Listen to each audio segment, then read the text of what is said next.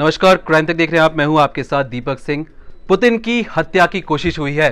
Putin की हत्या करने का जो दावा जो ये वीडियो कर रहा है, इस वीडियो में आप साफ तौर पे देख सकते हैं कि जिस कार्यालय में, जिस ऑफिस में पुतिन बैठा करते थे, रात की 2 बजे यानी मंगलवार यानी रात की 2 बजे एक ड्रोन आता है और वहां पे आकर फट जाता है।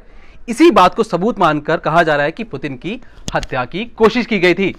रशियन आर्मी का कहना है कि उन्होंने 2 और ड्रोन मार गिराए हैं और टोटल हो जाते हैं 3। तो 3 ड्रोन वहां पे रशिया की सरजमीन पे आते हैं और वहां पे आकर फटने की कोशिश करते हैं।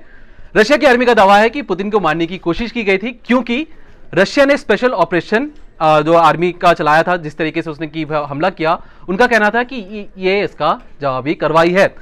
लेकिन वहीं जेलेंस्की जो फिनलैंड के दौरे पे हैं, उनका कहना है कि सीधे तौर पर जो शांति वार्ता चल रही थी रशिया और यूक्रेन के बीच में, उस पर सीधे तौर धक्का लगता है। उनकी आर्मी ने ना ही कोई ड्रोन भेजा है रशिया की सरजमीन पर, और जो कथित तौर पे कहा जा रहा है कि रशिया जो पुतिन को मारने की कोशिश की गई है, ये सिरे से गलत है। उनकी आर्मी ने ऐसा कोई काम नहीं किया है।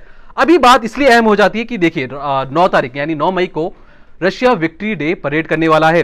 विक्ट्री डे परेड इसलिए अहम हो जाता है क्योंकि ये हिटलर के खिलाफ जो जंग लड़ी गई थी, उसमें जो रशिया की आर्मी जीतती है, ये उसकी तो अब याद रखने के तौर पर विक्ट्री डे परेड का आयोजन किया जाता है।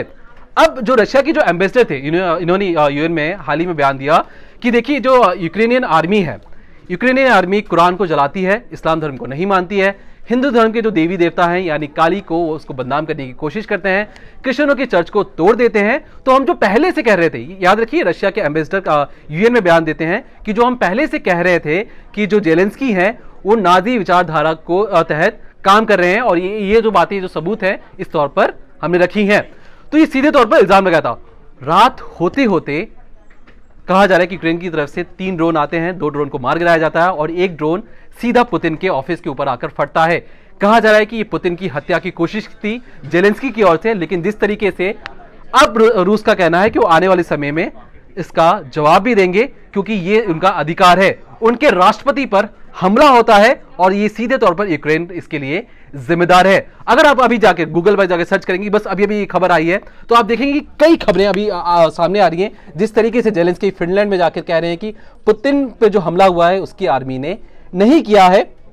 यहां तक कि जो यूएन में रशिया के जो एम्बेसडर है, वो कह रहे हैं कि देखिए हम तो जो पहले से कह रहे थे कि यूक्रेनियन आर्मी एक तरीके से नाजी विचारधारा रखती है, ना ही किसी धर्म को मानती है, ना इस्लाम को मानती है, ना हिंदू धर्म को मानती है, ना क्रिश्चियन धर्म को मानती है। तो हम जो चीजें कह रहे थे वो इस बात की सबूत है। लेकिन अब देर रात होते होते जिस तरीके से पुतिन के कार्यालय पे हमला होता है, लेकिन मेन बात यह है कि अभी भी पुतिन उस कार्यालय में मौजूद नहीं थे, वो अलग ही स्थान पे थे। अब इस पूरे हमला होने के बाद पुतिन ने मीटिंग बुलाई है बड़े बड़े अफसरों की। उन्होंने कहा है कि ये रशिया इसका बदला लेगा, क्योंकि सीधे तौर पर अगर किसी राष्ट्रपति पे हमला होता है तो ये इसके लिए यूक्रेन जिम्मेदार है। तो रशिया का ये भी कहना है कि क्या आने वाले समय में क्या वो सीधा यूक्रेन की जो प्रेसिडेंट है जेलेंस्की, उन पर भी हमला कर सकते हैं। तो ये जो चीजें यूक्रेन कर रहा है ये गलत है, ऐसा रशिया का कहना है।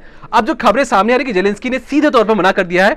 उन्होंने कहा है कि देखिए मॉस्को की जो मेयर है, मॉस्को के मेयर ने कहा है कि ड्रोन के जरिए ये हमला किया गया है। पहले आधिकारिक तौर पे नहीं कहा जा रहा था, कहा जा रहा था कि जो आम लोग उस कार्यालय के आसपास रहते हैं, उन्होंने ये वीडियो बनाया और कहा कि देखिए हमने देखा है बम या जो ड्रोन आकर वहां पे सामने फटता है।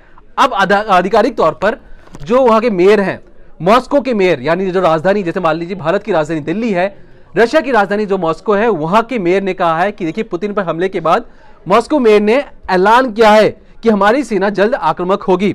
पुतिन के हमले को लेकर बहुत बड़ी खबर सामने आ रही है। जिस तरीके से आप मेयर वहां के ऐलान कर रहे हैं कि ये जो चीज है ये यूक्रेन ने बहुत ही ज्यादा गलत की है। मॉस्को में जो ड्रोन की उड़ान है उस पर बैन लगा दिया गया है। मेयर ने कहा है कि कोई भी किसी भी तरीके का चाहे छोटा या बड़ा ड्रोन अब मॉस्को में नहीं उड़ाया जाएगा जब तक इसकी जांच ना कर ली जाए। लेकिन वहां के मेयर और वहां की आर्मी सबका कहना है कि इसके पीछे सीधे तौर पर जेलेंस्की और जेलेंस्की की आर्मी यानी यूक्रेनियन आर्मी का ही हाथ है। इसके बाद 9 तारीख को जो विक्ट्री डे परेड होनी है वो बदस्तूर चलेगी। रशिया ने कहा है कि इसमें कोई बदलाव नहीं होगा, मॉस्को में ये परेड होनी है।